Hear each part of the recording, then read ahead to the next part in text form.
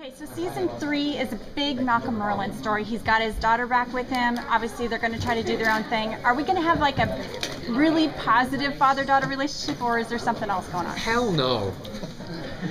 Positive in what? It depends what you deem as being positive. I mean, in Malcolm's eyes, dysfunction is positive. Malcolm, I think, is misunderstood, which I am completely into in this.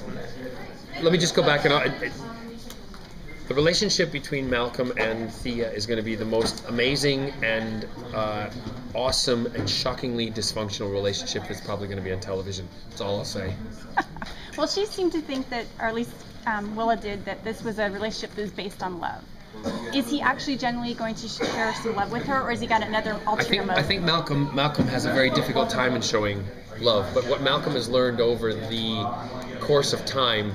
Let's just go back when he lost his wife very early on, and then he was surviving to provide for his son. But deep down, knowing that he knew that Thea was his daughter, he then lost his son. Why? Because Malcolm can control people with money, power, and also with his destructive techniques. What he hasn't been able to do, because he lost Tommy that way, was Tommy got emotionally involved with the girl. Love destroyed him. He also lost Moira that way. She sacrificed herself for love, right? He has only left, he's got Thea left. He's got to control her by controlling her emotion. So that's the way he's going to look at it now. And that's going to be, so he will love her, but in a very different way. Will that be through perhaps training her at his art? I am not saying anything. But in order to control someone emotionally, you have to break them down. Well, has Malcolm abandoned his nefarious kind of evil doings, or has he got things still going on? Malcolm's not evil. I say as I twist my ring like an evil doer, yes, a psychopath. I think Malcolm's misunderstood. I mean, I'm talking as Malcolm Merlin here, right? If you think I'm bad, let's go back and look at everything that Oliver has done. Okay? So we're both just doing the same thing, but going about it in very different ways. And one is deemed a hero, and the other one is not. In my book, that's wrong. Okay? Because I, as Malcolm, see myself as being the hero. But, God damn it, no one is recognizing that. We don't do gender judging, and this is the same thing, because there's some kick-ass females, you know what, and there's some emotional females, there's some kick-ass males, and there's some emotional males. Everybody's got a bit of it, and Tommy wasn't kick-ass, but he was emotional. So we're kind of covering the whole spectrum, and everybody is equal. And how great that finally we have a show on television that young girls can look at and go, yeah, I can be kick-ass. I can be a hero, because look, that girl, that woman is a hero also. So I don't have to be afraid of, dare I say, wanting to be jock-esque. Does that make sense? Do you know what I mean? Yeah. It's a great thing to have. So working with all these girls and ladies and women is amazing. It's interesting for me also, because I'm at a point in my life now where I'm not going to be the kind of, I have been the hero and the younger character. I'm now the dad, which is really great, because I get to kind of relax a little bit. I get to go home at night and have that 2 glasses of wine. I was going to say 1, but that would be a lie. Because I'm not going to be the one taking my shirt off. Right. Or they haven't. Although I still could. But I don't have to worry about that anymore. Do you know what I mean? Well, Andrew also brought out the fact that Malcolm Merlin's now kind of the only father figure left in Oliver's life. How is that family relationship going to go? Well, that's if you go back again, the day that, after that fight sequence, the day that Malcolm found out that Oliver was, the hood, the arrow, when he pulled the hood off him, and it was the reaction I wanted again, because, oh my God, if you even go back further, when it was Tommy's birthday, and I walked in with a birthday present for Tommy, and he didn't want it, who did I throw it to and wink? Ollie. Because again, as Malcolm Merlin, this sounds so weird to talk as him, I see Oliver as just as much a son as I did with Tommy, but Oliver is the son that I always wanted Tommy to be.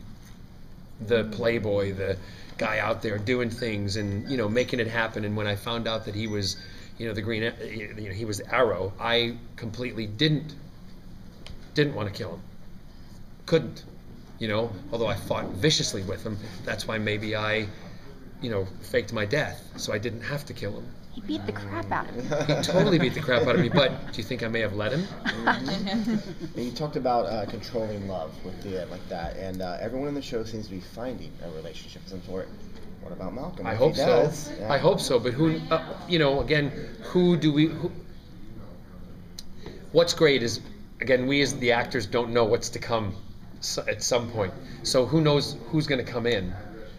I have fished through my DC encyclopedia at the, you know, that I keep by my bed just to see who I might want to fall in love with. Any ideas? Of course I do, but I'm not telling you right now. Power girl. But it's that kind of thing, you know, and it's yeah. I mean, I'm a big fan. I'm a big geek and a big fan myself. I love this. I love the fact that I've been a time traveler. I've been a time agent. I've been a hero. Now I'm being a villain on a freaking comic book, you know, that I grew up reading, you know. And now in fact, my goal, one of the things I would love to do for those, I mean, most of you either know me from the other TV stuff that I've done, but I don't know if you know, my sister and I write together. Yeah, the book, yeah. And we have a book series, and we've done a couple of comic books, and I've actually mentioned to Andrew that I would love, my sister and I, if we could do a branch off of the comic for Merlin and do a series to look into either his past or what the, you know, some like an offshoot of what's happening. I think it would be, sorry, I'm allergy choking, but I think that would be great because I love the genre. I think it's amazing, and I love the show. As I'm about to choke. The Merlin Chronicles. Did you just spoil that you might be actually appearing on The Flash? Well, we have been told that, and Andrew said it yesterday, that there will be crossovers because is it there's Starling City? Is it Central City? Central City. Central City. That there will be some crossing over. I hope. I would love Malcolm Merlin to cross over into The Flash. That would be wicked. Bring a little darkness to the, to that world. Well, yeah, because but what's great is to have the cities are far apart, are not that far apart, but to have two different worlds that are created in that DC same planet, if that makes sense, or same, So yeah, it would be interesting. I don't know if it'll happen, but it would be great, because that was like, Andrew said it yesterday, growing up when we were watching things like The $6 Million Man and The Bionic Woman, and then you had Oscar Goldman, who would be the one that would go back and forth. It made those shows, it made it more real, made those worlds more real to us, because we believed that they actually existed. And, Starling City does exist. Hate to tell you. I live in it.